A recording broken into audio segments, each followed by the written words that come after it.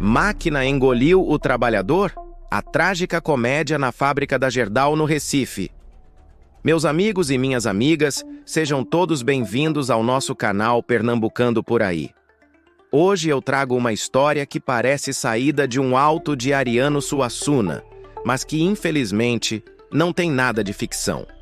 É daquelas tragédias que acontecem em pleno chão de fábrica, entre aço, fumaça e suor, onde um trabalhador foi engolido pelas engrenagens da modernidade e terminou virando estatística. Estou falando do caso do operador de máquinas Márcio Roberto Farias Pugliese, um homem de 50 anos que morreu preso a uma máquina dentro da unidade da Gerdau, no bairro do Curado, aqui mesmo no Recife. O homem saiu de casa para mais um dia de batalha, deixou o café esfriando na mesa e a família esperando a volta. Mas em vez de abraço no fim da tarde, o que chegou foi a notícia fria, burocrática, embrulhada em nota de jornal. Morte a esclarecer. Eita, Brasil danado, que trata a vida do trabalhador como papel de embrulho, descartável, como se fosse só mais um prego perdido no chão da oficina. Essa tragédia da Gerdau, meus caros, é mais do que uma ocorrência policial ou uma nota triste nos jornais. É um retrato da nossa civilização confusa, que trocou a dignidade pela pressa, a vida pela estatística, o ser humano pela máquina. O filósofo inglês Edmund Burke dizia que uma sociedade que ignora suas tradições e princípios se destrói por dentro. Pois bem, aqui no Brasil a gente nem chegou a consolidar tradição de respeito ao trabalhador. E já estamos trocando o homem pelo ferro. E quando o ferro engole o homem, a manchete é seca, quase indiferente. Operador morre em máquina. É aí que entra o humor ácido que a gente nordestino aprendeu a cultivar, como defesa contra as dores do mundo. Lembro do cabra Seu Zé de Beberibe que dizia: máquina é bicho traiçoeiro, feito mula sem freio. Se vacilar, lhe mastiga sem cuspir o osso.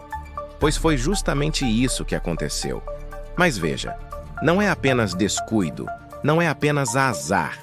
É uma engrenagem maior, a engrenagem da burocracia, da política e da falsa modernidade que o filósofo Olavo de Carvalho tanto denunciava. Ele dizia: o idiota é o sujeito que não consegue enxergar o elo entre causa e efeito. Pois bem, quando um trabalhador morre esmagado por uma máquina, não é só o ferro que é culpado. É também o sistema que permitiu que ele estivesse ali, vulnerável, sem proteção adequada, sem fiscalização real, sem aquela seriedade que a vida exige. A Bíblia já nos alertava em Eclesiastes que tudo é vaidade e correr atrás do vento. Mas nem o mais cínico dos profetas poderia imaginar que, no século da tecnologia, a vaidade seria tanta que uma vida humana poderia ser tratada como um parafuso que se perdeu. E o que mais dói é ver a frieza da nota oficial. A empresa lamenta, presta condolências, promete apuração. É um lamento protocolar, quase mecânico. Mas pergunto, será que alguém ali vai perder uma noite de sono? Será que alguém da diretoria, sentado em poltrona de couro, sentiu a dor da família que agora vai ter de sobreviver sem o provedor? Roger Scruton dizia que a civilização depende do sentimento de pertencimento e responsabilidade mútua. Se a Gerdau e tantas outras tratassem seus trabalhadores como parte da comunidade e não como peças de reposição, talvez o destino de Márcio fosse diferente. Chesterton, com sua ironia, uma vez escreveu que a loucura consiste em perder tudo, exceto a razão. É exatamente isso que vivemos. O mundo empresarial perdeu a alma, perdeu o coração, perdeu a fé, mas ainda se agarra em cálculos e relatórios. A razão pura virou loucura, causos e comparações. Quando eu era menino em Caruaru, meu avô contava histórias de engenhos de cana. Dizia que as moendas eram bichos famintos. E para cada trabalhador que perdia a mão ou o braço, levantava-se a mesma cantilena. Foi um acidente, foi fatalidade. Mas não havia fatalidade nenhuma. Havia descuido e desleixo. É como se a gente vivesse em um teatro de repetições onde os atores mudam, mas o roteiro é sempre o mesmo. Sai o engenho de cana, entra a siderúrgica moderna. Sai o escravo de corrente, entra o operário de crachá. A engrenagem continua devorando gente.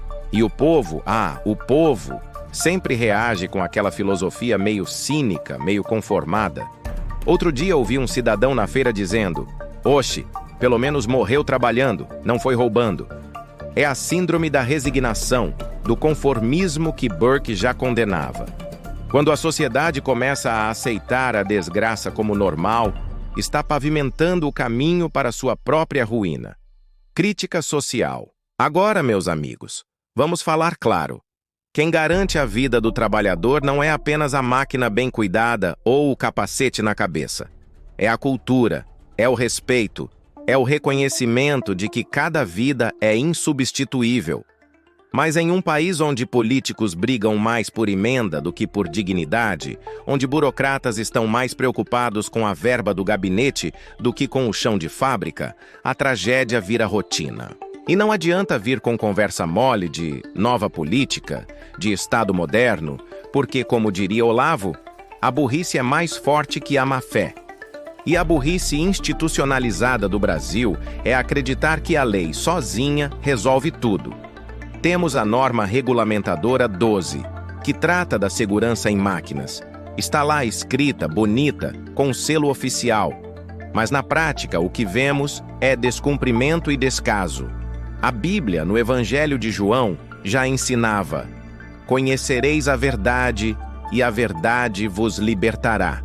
O problema é que o brasileiro prefere viver na mentira confortável, acreditando que a nota oficial resolve, que a lei basta, que a estatística é só mais um número.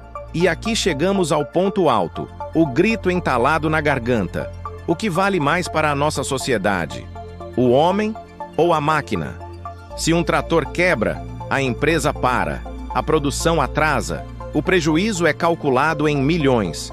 Se um trabalhador morre, a fábrica segue, as engrenagens não param, o lamento é rápido e a vida continua. É como se o aço tivesse mais valor que o sangue. E aqui eu lembro de uma frase de Chesterton: "O verdadeiro soldado não luta porque odeia o que está diante dele, mas porque ama o que está atrás dele." Márcio não entrou naquela fábrica porque amava a máquina. Ele entrou porque amava a família que estava atrás dele, esperando o pão de cada dia.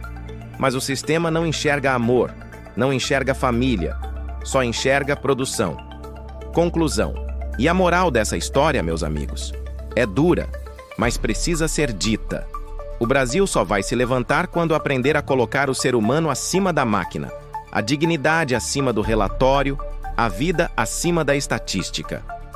Burke dizia que a sociedade é um contrato entre os mortos, os vivos e os que ainda nascerão. Ao negligenciar o presente, ao tratar o trabalhador como peça descartável, estamos quebrando esse contrato sagrado. Olavo nos alertava contra a alienação. Scruton nos lembrava da importância do pertencimento. Chesterton nos ensinava a rir da loucura do mundo para não enlouquecer junto. E a Bíblia nos lembra, no Gênesis, que o homem foi criado à imagem e semelhança de Deus. Ora, se o homem é imagem de Deus, como ousamos tratá-lo como engrenagem de ferro? E é com esse pensamento que eu deixo a reflexão para vocês, aqui no Pernambucando por aí. Se a máquina vale mais do que o homem, para onde estamos indo? Deixem sua opinião nos comentários, eu quero ouvir o que vocês pensam. Curtam, compartilhem esse vídeo com os amigos e se inscrevam no canal para a gente continuar essa conversa, sempre com humor, reflexão e muito amor pelo nosso Pernambuco. Até o próximo vídeo. Pernambucando por aí.